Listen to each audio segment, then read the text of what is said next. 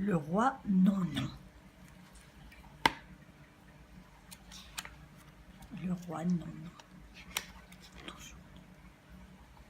Il était une fois, dans la plus verdoyante des prairies, quelques moutons détrempés qui broutaient sous la pluie. Au pied de l'austère château de sa majesté non-non, il cherchait quelques abris. Mais sur la demeure du roi des Grincheux, il pleuvait le jour comme la nuit, et ce climat particulièrement humide avait rendu son Altesse pour le moins peu commode.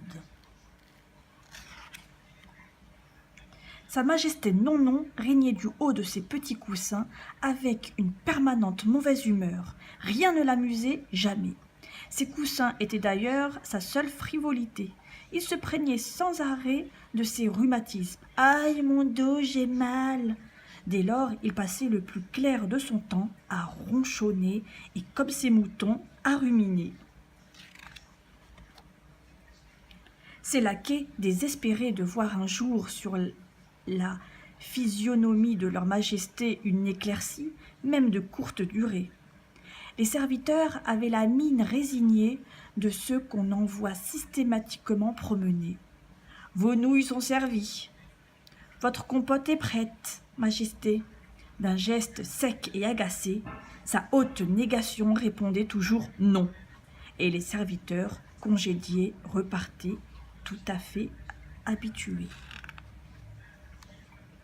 Congédiés, il était souvent aussi les émissaires de la reine Guili-Guili qui s'étaient mis au défi de faire un jour rire le roi en lui offrant obstinément de grandes plumes de paon. « Non !» répondait le roi non moins obstinément.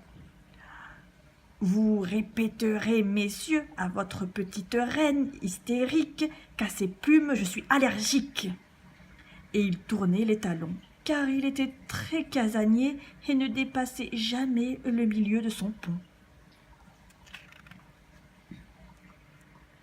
Nom d'une passoire, jamais cela ne cesse. Quand il ne pleut pas des cordes, il pleut comme vache qui pisse, pourvu que cela finisse. Le roi non-non n'en pouvait plus. Il regardait briller le soleil sur le royaume des Guili-Guili, d'où lui parvenait en aquaplaning d'insolents éclats de rire. Ces rires avaient le don d'exaspérer la reine Pampancucu qui avait ordonné en vain à la reine Guili-Guili de cesser ses bruyantes pitreries, et sa grande sévérité signait maintenant d'une main ferme le début d'un conflit. Elle envoya copie de sa déclaration de guerre au château sous la pluie pour tenter de rallier le roi des ronchons à son armée de grognards. « Moi, soldat, et mes rhumatismes. Vous n'y pensez guère, ma chère. Non, non, sûrement pas. » Plic-ploc, faisaient pendant ce temps les grosses gouttes d'eau qui tombaient du toit. L'une d'elles tomba sur le nez du roi. « C'est la goutte d'eau qui fait déborder le mont-vase, » hurla-t-il. Et le jour même, avec précipitation, il prit la décision de quitter son château. « Puisque le soleil ne vient pas jusqu'à moi, aïe, doucement mon dos, saligo !» cria-t-il à ses valets avant de les congédier. Et il se fit déposer au milieu d'un pré ensoleillé. Mais c'était justement ce pré que les troupes armées des reines avaient choisi pour s'affronter. « Ôtez-vous de mon champ de bataille, vous ne voyez pas que vous gênez, l'heure est à la guerre. Et moi, je suis bien installée, en plus j'étais là le premier. Allez-vous battre ailleurs, chiffonnière. » « Je déteste la guerre, » répondit le roi, bien comproné à ses accoudoirs. Mais plus personne n'écoutait le roi non-non.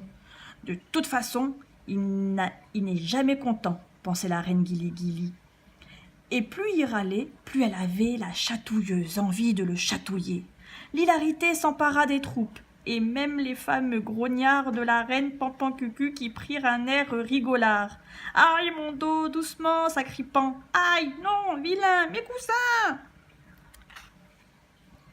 Et c'est alors qu'un petit sourire éclaira non pas le visage du roi non, non, non, non, non, mais celui de sa sévérité absolue, la reine Pampancucu.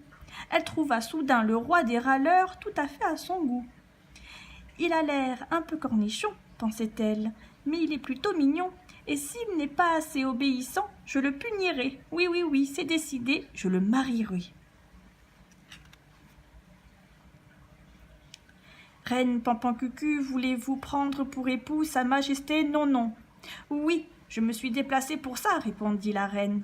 Roi Non, non, voulez-vous prendre pour épouse son Altesse Pampancucu? L'assemblée jubilait d'entendre enfin le roi Non, non dire oui, mais sa majesté évidemment répondit non. Ils ne se marièrent donc pas, mais ils eurent beaucoup d'enfants. C'est fini.